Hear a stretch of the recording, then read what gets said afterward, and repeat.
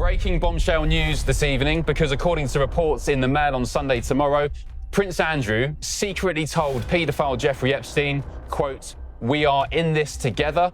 There was a time when Prince Andrew, Duke of York, was seen as the royal family's golden bachelor, the daring naval officer, the Queen's charming son, the man who could do no wrong.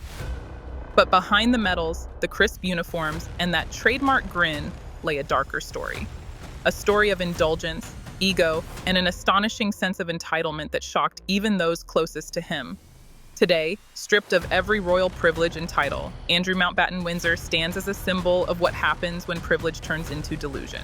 But behind the palace gates, whispers of his private rules, his secret preferences and bizarre demands continue to echo.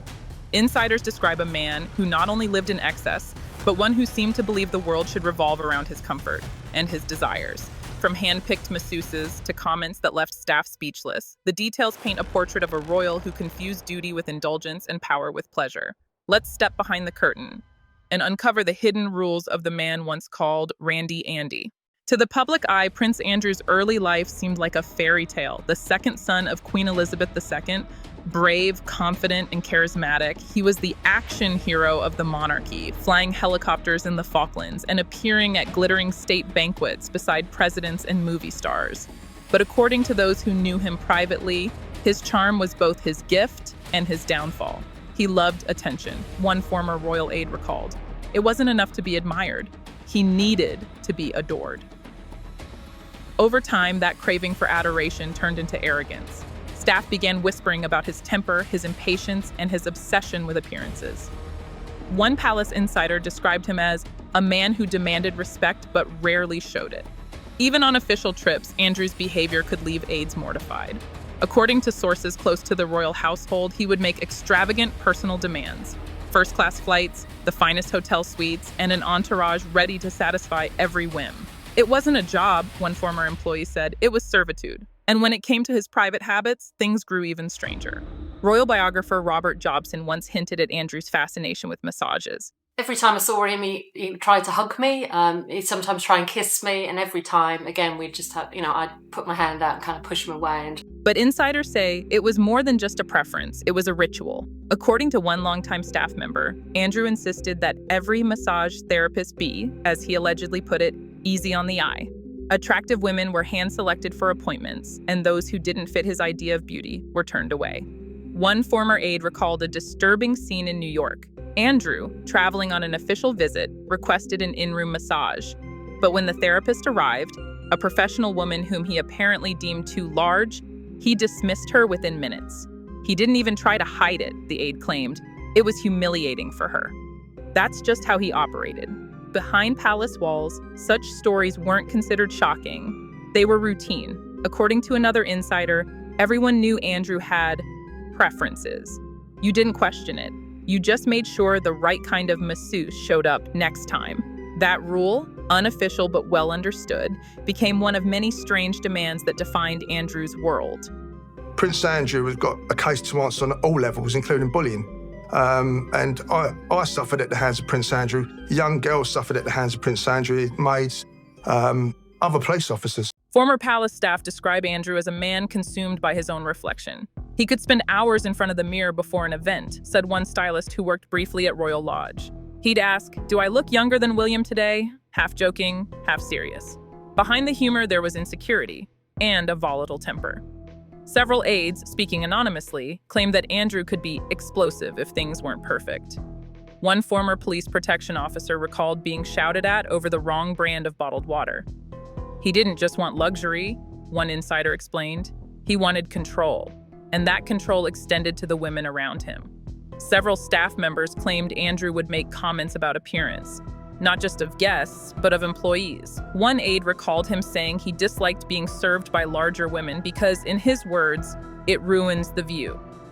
To the outside world, that might sound like an offhand comment, but within palace circles, it reflected something deeper, a mindset built entirely around image, status, and physical perfection. I can honestly say that he's been protected by the royal household and the royal family. He's never had to answer for anything. By the late 1990s, Andrew had transformed from royal bachelor to globe-trotting trade envoy. Officially, he was representing Britain's business interests, but those who traveled with him say the trips often felt more like lavish personal vacations. According to research by historian Andrew Mountbatten, Andrew's infamous trip to Thailand became the stuff of legend and embarrassment. During a 4-day stay in a luxury hotel, he allegedly hosted private gatherings that one diplomat later described as more Ibiza than international diplomacy. One staff member claimed that as many as 40 women visited Andrew's suite during that single trip. 40. Everyone pretended not to see it, said a source familiar with the mission. He was a prince. You didn't question him. But the diplomats were horrified. Officially, the palace dismissed the rumors as baseless. Unofficially, those who were there say the atmosphere was one of damage control. It was like watching a car crash in slow motion, one aide recalled. Everyone knew this would come back to haunt him one day. Taxpayers. The Queen Mother used to own this building, so I assumed the money would... So when she died, I thought perhaps he inherited money from the Queen Mother, which would enable him to do those improvements. But he apparently had a very minor bequest from the Queen Mother. So where did the money come from? It's a murky world. For decades, Andrew's behavior escaped real scrutiny. Tabloids joked about Randy Andy, but behind the jokes was a wall of protection. He was the Queen's favorite, said one retired staffer. That shielded him from everything. Whenever troubling stories surfaced, the palace would quietly intervene. A word to an editor, a promise of future access, a subtle reminder of respect for the monarchy.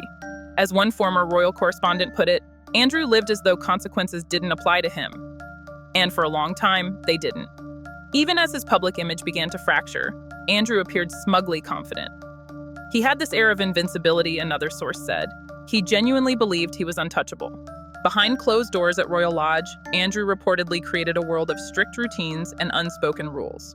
Staff were said to follow a daily code, from how his clothes were arranged to the precise angle of his morning curtains.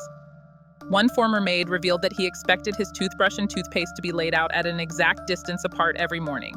He was obsessed with order, but only his orders, she explained. Another insider claimed he referred to his employees as my servants, a phrase that shocked newcomers but was rarely challenged. He'd never really adapted to modern times, one said. He thought being a prince meant everyone existed to serve him. Even his guests, according to one account, were subject to his peculiar standards. He'd comment on what women wore, how they looked, even how they laughed, recalled a former acquaintance. It was like he saw the world through a mirror, now only reflecting back his own vanity. As scandals mounted, from questionable friendships to public outrage, Andrew's carefully built bubble began to collapse. His trade role was quietly dissolved. His military titles were suspended. Then, the final blow, King Charles's decision to strip him of all remaining honors and privileges. For a man whose identity revolved around status, it was a devastating humiliation. He's lost the only thing he ever truly cared about, prestige, said a royal observer. Today, those who've seen him say Andrew lives in a kind of self-imposed exile at Royal Lodge. He wanders the grounds, sometimes alone for hours, one neighbor reported. He looks like a man who can't quite believe what's happened to him. The lavish dinners are gone. The royal invitations have stopped. The phone, once constantly buzzing with connections, now stays silent. And yet, behind that silence, whispers persist. Despite his fall from grace, Andrew's name still drifts through palace corridors, often accompanied by sighs or subtle eye rolls. Former aides, acquaintances, even old party companions continue to share fragments of what they remember: the extravagant dinners, the appearance rules, the endless pursuit of admiration. He always wanted the room to stop when he entered, said one insider. Now nobody looks up. Some describe him as bitter, clinging to memories of power. Others say he's simply lost. A man who never learned how to live without privilege. Andrew was raised to believe the world was his playground, a former royal staffer reflected. When that world disappeared, he didn't know who he was anymore. Whether every allegation is true or exaggerated hardly matters now. Together, they reveal a pattern. The story of a prince shaped by privilege, insulated from consequence, and obsessed with control. While his siblings embraced duty and restraint, Andrew pursued validation and excess. While others served the crown, he served himself. And perhaps that is the tragedy of Andrew Mountbatten-Windsor. He had everything: access, opportunity, admiration, yet chose to live as if none of it was enough. Behind palace walls, some now speak of him with pity. He's not evil, said one longtime associate. He's just a man who never grew up. But others are less forgiving. He had every chance to redeem himself, one royal observer remarked. He threw it all away.